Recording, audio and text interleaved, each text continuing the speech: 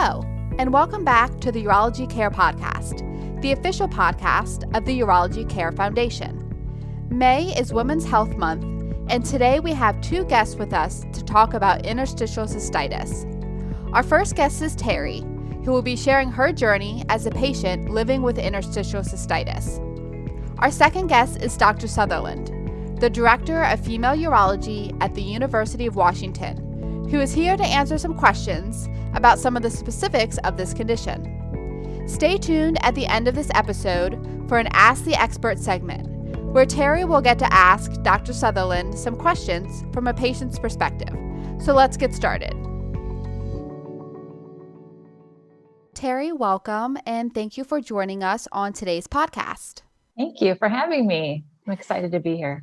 Can you start by telling us a little bit about yourself and how you first came to learn about interstitial cystitis? Sure. Well, I can tell you I'm almost 50 years old, and I started having symptoms of bladder pain about 25 years ago, so in my early 20s. And I was having urinary tract infection after urinary tract infection, and it just kept going on. I kept going to the doctor, and they kept doing tests, and there was no urinary tract infection. I thought I was having infections, but I really was not having infections. It was just constant bladder pain and urgency to go. I was going multiple times during the day. I had burning pain in my bladder. I was getting up at night, going to the bathroom constantly, and I didn't know what was going on. And at the time, 25 years ago, we didn't have the internet. So I looked in the yellow pages out of desperation. I looked in the yellow pages and I was looking up urologists. And this one urologist had, under his description of specialties, cystitis. And I knew that there was a connection between UTIs and cystitis. And so I said, all right, I'm just going to call this doctor and see if he can help me. And so I ended up going to him, and he asked me a couple questions and said, do you have pain in your bladder all the time? And I said, yes. And he said, do you have pain when you go over bumps when you're in a car? And I said, yes. And he asked me a few more questions, and he said, I think we need to look inside your bladder. I think you have something called interstitial cystitis. I had never heard of it, didn't know what it was. And I said, okay, I trust you. Let's do this. I want to figure this out, because it was so disruptive in my life. I was in so much pain. Intimacy was almost off the table at that point. I just didn't know what to do. And so I went in and had a cystoscopy where he went in, looked inside my bladder, put water in there, took a bunch of pictures, did a little biopsy to see if there was cancer in there. And then, when I came out of that surgery, he said, let me show you the pictures of the inside of your bladder. And he showed me those pictures, and there were little red dots all over the inside of my bladder. And he said, these are ulcers or lesions on the inside of your bladder, and you do have interstitial cystitis. And I was like, okay, at least I have a diagnosis. I know what's going on. Now what? Now what do we do? And he said, well, there's this treatment called DMSO. And you come into the office, and we put in a catheter, and we put in a solution into your bladder for about 20 minutes. It sits there, and it could possibly heal your bladder. And so I was like, I was working my first job at the time. I was like, oh my God, am I going to be able to take off time to do this? But I didn't care, because I was in so much pain that I just went ahead and did it, and had to get a doctor's note and the whole thing. So I would go in there, for like 6 to 8 weeks and have this done. They would put the solution in my bladder, and it was so painful to have anything in my bladder at the time. But I knew that I could possibly have some healing from this. And so I did it week after week after week, and it did help me. And then he also gave me information on an elimination diet, things that I could take out of my diet that could possibly be irritating the inside of my bladder, like caffeine, alcohol, citrus, tomatoes, anything acidic helped. And then years down the road, I ended up going to therapy and doing some stress reduction techniques and things. That also helped me. But I started taking some allergy medication. And it was the weirdest thing that all of a sudden I noticed, my IC has gotten a little better. And I started taking another allergy medication and it got even better. I said, wow, this is pretty amazing. And now I'm at a point in my life where it's tolerable, but it's still extremely painful when I go through flare-ups. So I will go through periods of time where I will have to continually go to the bathroom over and over and over again. I will have to do better at my elimination diet. I don't always do great at it, I have to admit. Those times are few and far between for me, thank God. Some women deal with this constantly day in and day out. It's extremely painful and very disruptive in their lives. So, for me, it was really finding the right urologist. It was a stroke of luck for me, really. And I was very blessed to find the right person. But there's a lot of women that haven't found the right person, and they're living with this day in and day out, and it's a horrible situation for them. Teri, thank you so much for sharing your story. Can you give any advice based on your experience to those who think they may have interstitial cystitis and are seeking guidance? Sure. I can say for me, it was really finding the right urologist, finding the doctor that really knew what was going on with me and that was ready to figure it out and diagnose it and then have treatment options for me. So if you don't feel comfortable with whoever you're seeing now, try a different urologist. It's okay to get a second opinion or a third opinion. It's your body and you have to advocate for yourself. That's really my biggest piece of advice. And that's for any type of disease that you're dealing with or any kind of condition. We have to advocate for ourselves and we have to keep pushing. Of course, the internet's full of great information, but a really good urologist is really going to point you in the right direction and help you get to where you need to be in a place where you can find some comfort, hopefully, at some point. Thank you for that advice, Teri. Do you have anything else you'd like to share with us before we talk with Dr. Sutherland? The one thing I would say is that urologyhealth.org, the Urology Care Foundation website, has some really good interstitial cystitis information on there that's downloadable for patients or anyone that thinks they possibly have that. And then there's also a Find Urologist button that you can go and you can actually put in your address and find a urologist that's near you. And it actually lists out the specialties of that particular doctor. So I would encourage anyone that thinks they might have it or does have it and needs a specialist, go on there because it's a great resource. Great. Thank you so much, Teri. Dr. Sutherland, I want to first welcome you on our podcast today and thank you for taking the time to speak with us about this topic. Well, thank you for having me. It's a great pleasure to be able to contribute to this discussion. Could you please start by talking about your background and your connection to interstitial cystitis, or IC, as we'll be referring to it? Yes, I am a urologist. I specialize in female urology at the University of Washington, director of female urology there. And so under that umbrella of things that I see includes IC, interstitial cystitis. So I've treated a number of patients certainly over the years. I've been in practice for almost 20 years. So I've seen some of these treatments sort of come and go, some of the things that Teri just spoke about, and I've seen many patients just like Teri and have had to try to find some treatment options for them. Thank you, Dr. Sutherland. As you know, we just spoke with Teri, who shared her story of living with IC. So could you start by explaining for our listeners what this condition is exactly? Yes, Teri did a nice job of describing it from a patient's perspective, really, so you can get a flavor of what it feels like to have IC. But first and foremost, and she pointed this out as well by her description, it's a pain syndrome that's associated with urinary voiding issues as well.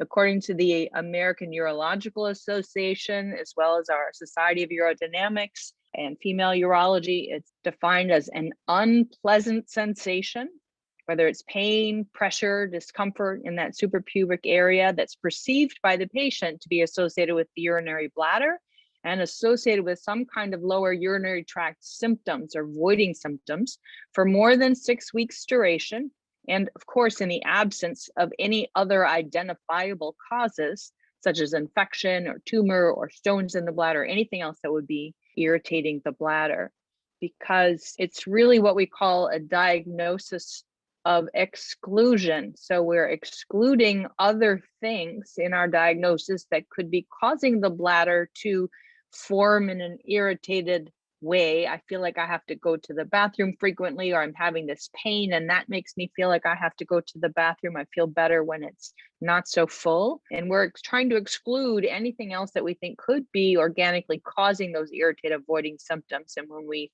excluded those big categories as infection or malignancy or stone, then what we're usually left with is a diagnosis of exclusion, meaning interstitial cystitis.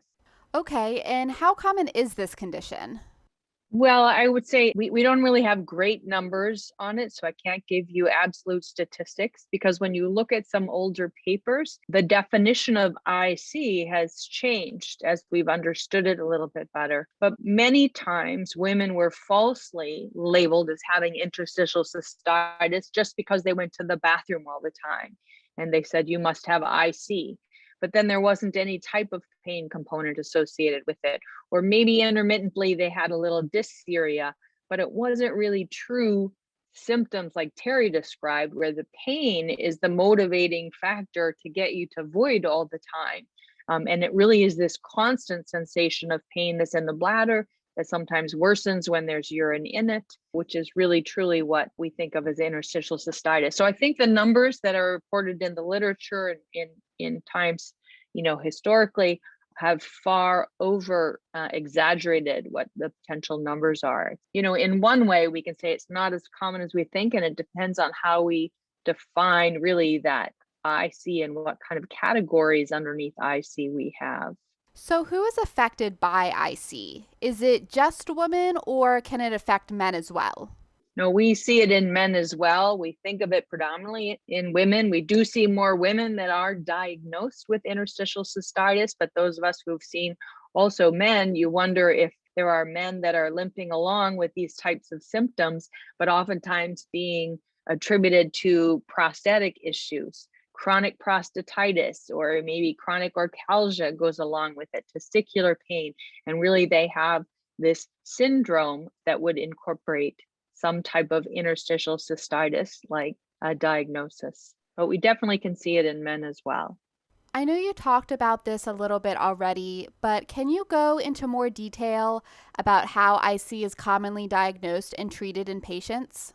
Well, as I said, it really is a diagnosis of exclusion, right? So we're excluding any other things that are irritating the bladder.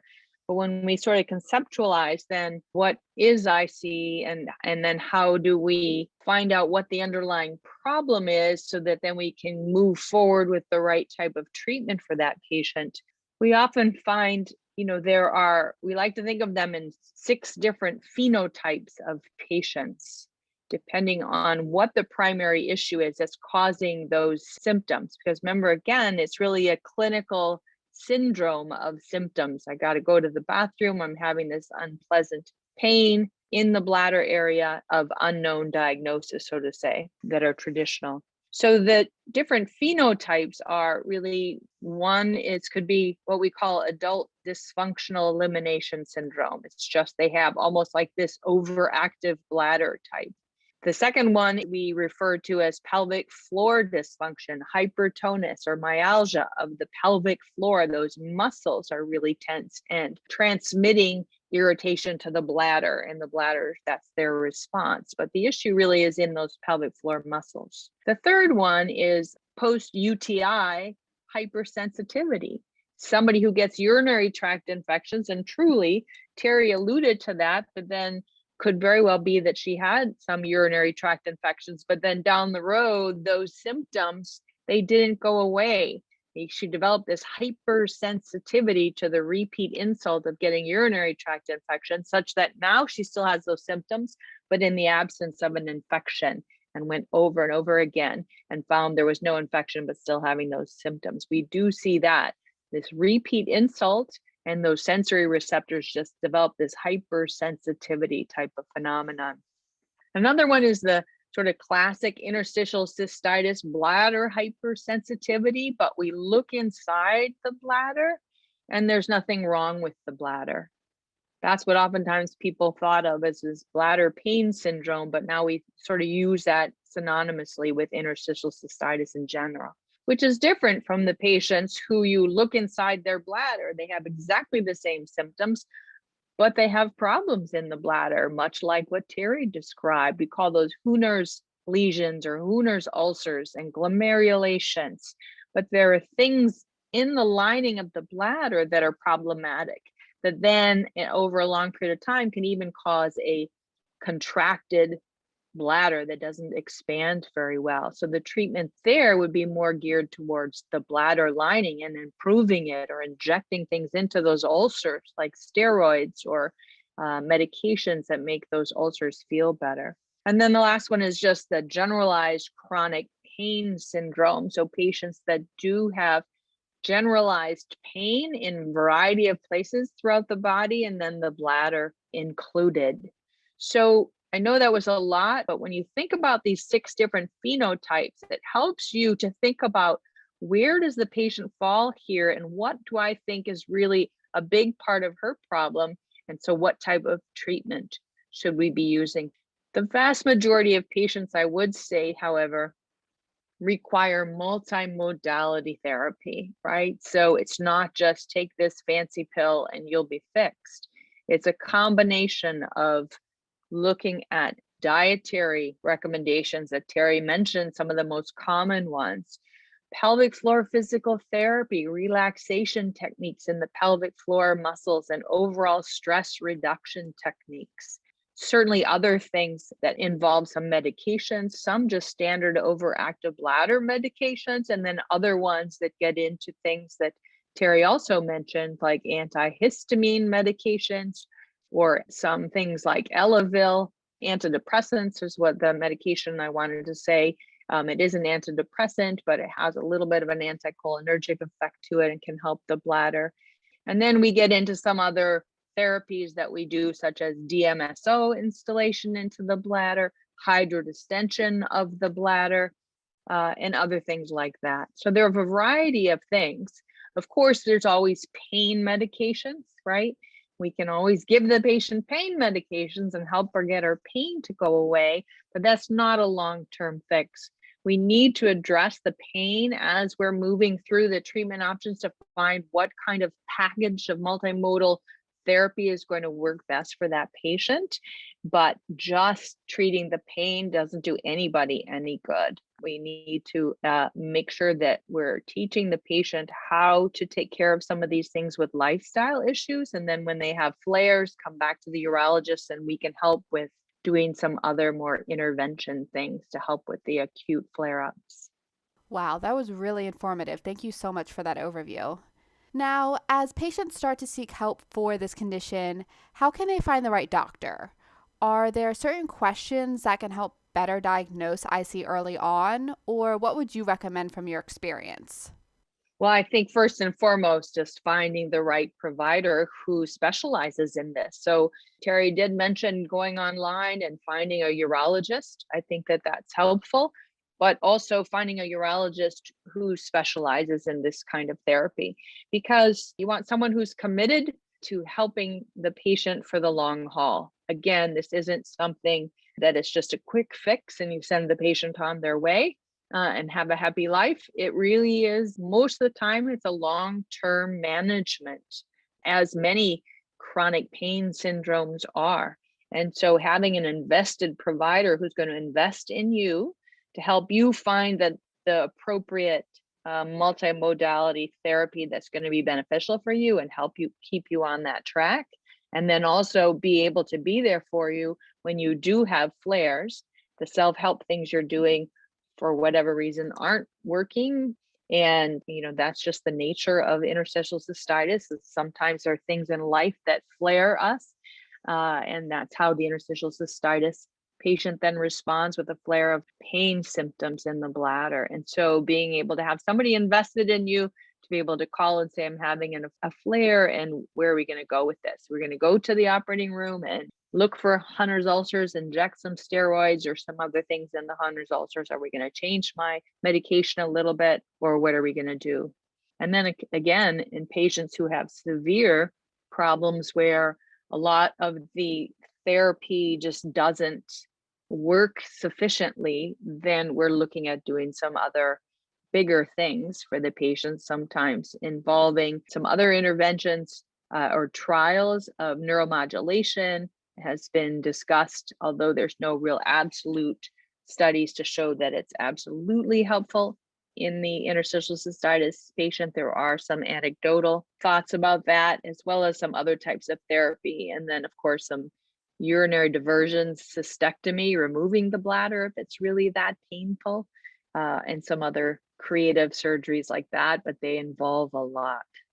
Dr. Sutherland, you've talked a lot about various treatments and things patients can do to help manage their symptoms.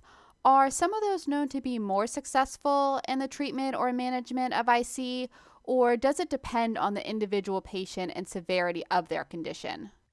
Yeah, well, I think all patients have to start with the, basic first line therapy things, which are, looking at behavioral modifications, things that they can do on their own, stress reduction, fluids, amounts that they're drinking, and other dietary recommendations. So those, I think, can be very effective, but they are ongoing. And so the patient also has to be motivated to be compliant with those things.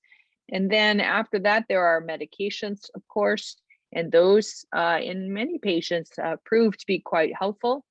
Those are the ones that I mentioned, the amitriptyline, cimetidine, hydroxyzine is another one. The most common one that people hear about is pentosan polysulfate. The brand name is Elmeron, and that's the one that people see in the literature, although it's the only one that's really been marketed for interstitial cystitis over the years, although at best we see maybe a 30 to 40% response rate when patients use it. So we really see that it's not the be all end all. And so, we need to keep looking. So besides the oral agents, then some of the intravesical agents. So Teri pointed out nicely the DMSO, how it worked for her. The downside is that it is usually quite painful when patients get it instilled, and they feel miserable before they feel better. And then it doesn't last. And so you've got it coming up on you again. It's once a week, usually for 6 weeks. And then, it lasts maybe up to about 6 months or less. And so you're having to have that done repeatedly. So when we look in our urological literature, really, and peer-reviewed journals, there's not a lot of really great evidence to show that DMSO works for, the broad spectrum of interstitial cystitis. So if it works for a patient, great. But if it doesn't, then you absolutely just need to move on. So we do see that working in some patients, but when we look at that group as a whole, we don't see it as the panacea for all patients. Other things, of course, lidocaine injections into the bladder, but those are a short fix as well, right? The lidocaine only lasts so long, and once it wears off, it wears off. And then, of course, other things that have to do with the pain management. Pyridium is a medication that we often use to help calm that bladder down. Azo is another one, besides using then really true pain medications. Anti-inflammatories can also be helpful. So Advil, ibuprofen, Tylenol, those kinds of things. And then another one that people don't often think about is like a hydroxyzine, like an antihistamine medication that we use for allergies that Teri pointed out. And so there is one thought that, what is the etiology of interstitial cystitis? And if we understood more about it, we would know exactly how to treat it, but we don't know exactly.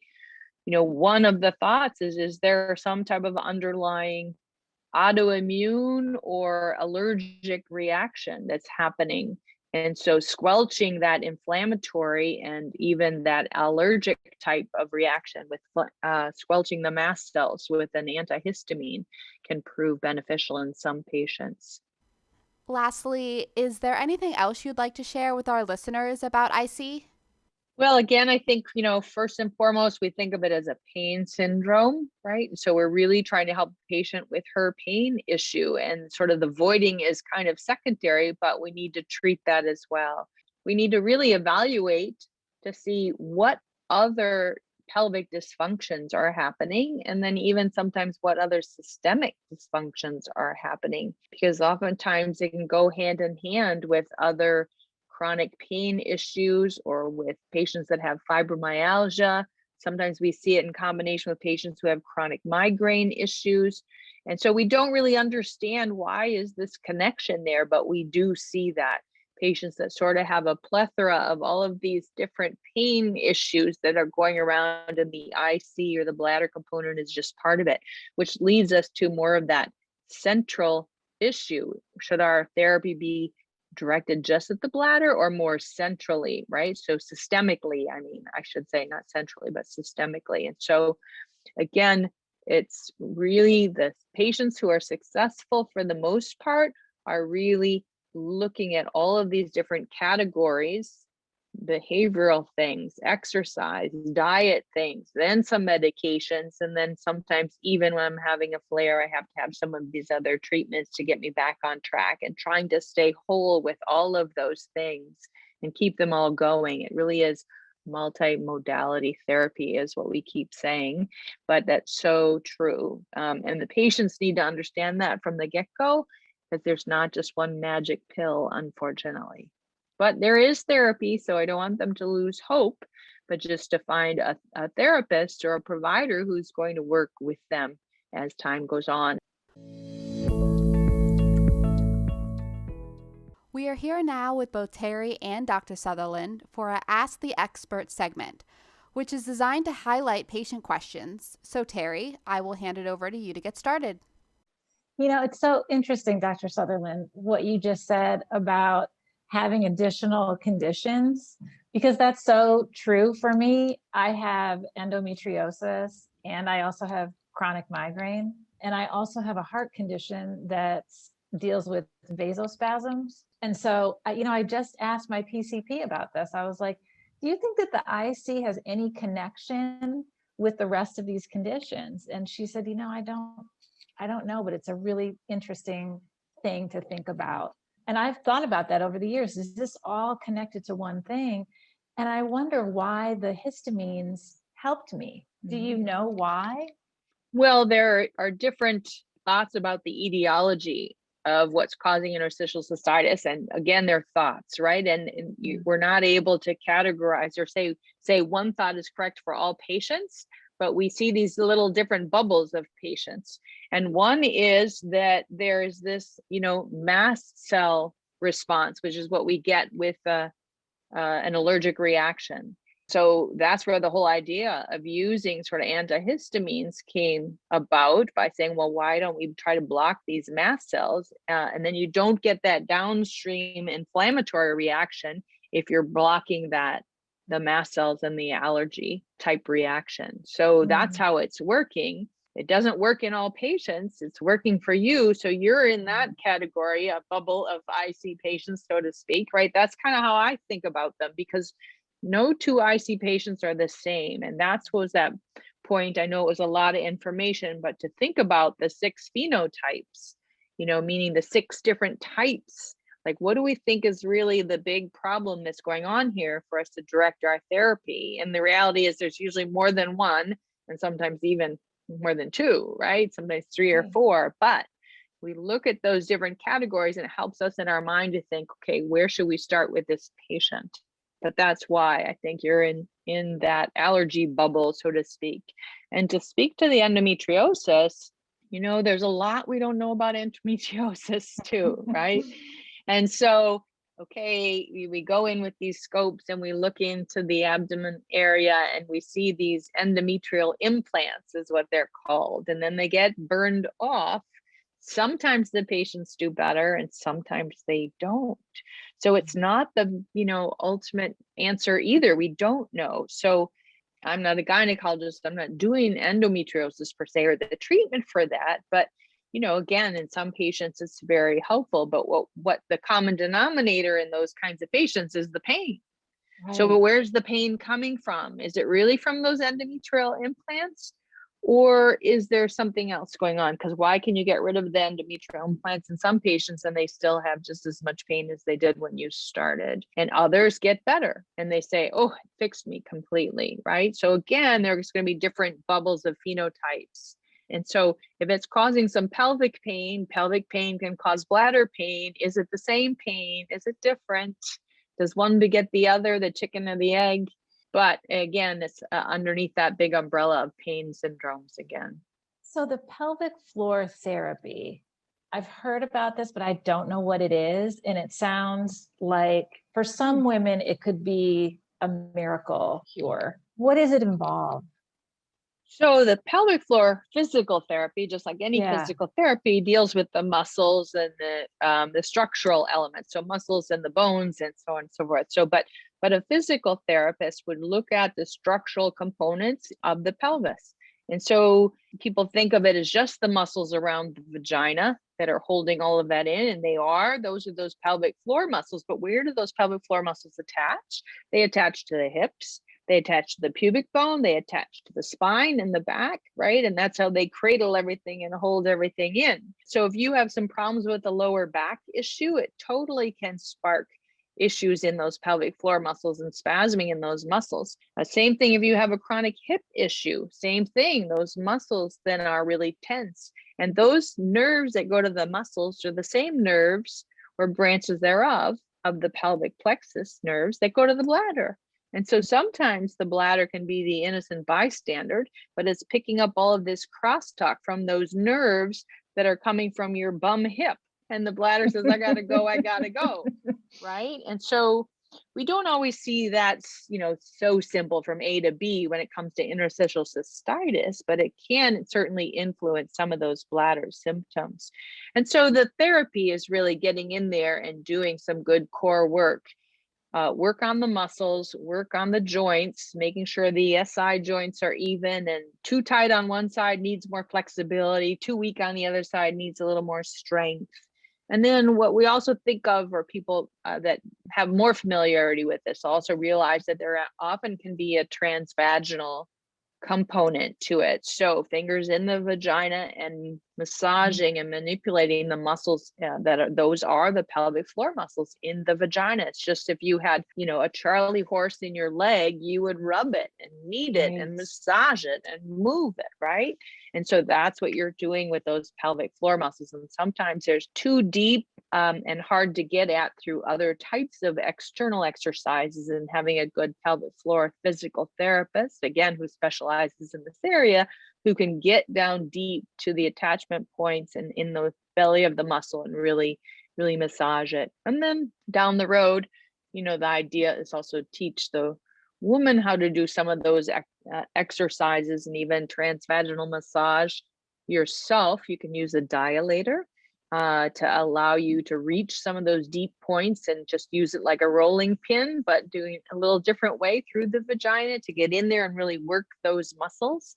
That's generally what we think of when we send someone to pelvic floor physical therapy that has this high tone, hypertonus is the word we use, pelvic floor muscles. And we need those muscles to stop being so tense and just relax and live at a normal tone level, because all of that high tension is causing all of those symptoms. You can imagine if you're walking around just totally tense all the time, how hard that is, right? And tiring, and that's hard. And you don't perceive it as a person walking around, but you certainly can be evaluated by a pelvic floor physical therapist for that. Well, Teri and Dr. Sutherland, thank you for this incredibly informative discussion on interstitial cystitis and for taking the time to be on today's episode of the Urology Care Podcast. Yeah, thanks for having us. It was fun. And I guess I put another plug in for the Urology Care Foundation. Thanks for doing this. And also that the wealth of resources for patients too. A lot of what we talked about, I know, is a lot and complicating, but it's sort of spelled out in a lot of those educational pamphlets and information on the website. So patients, please go check them out. This podcast has been brought to you by the Urology Care Foundation, the official foundation of the American Urological Association. For more information on today's topic and for all things urology health, visit urologyhealth.org. That's urologyhealth.org.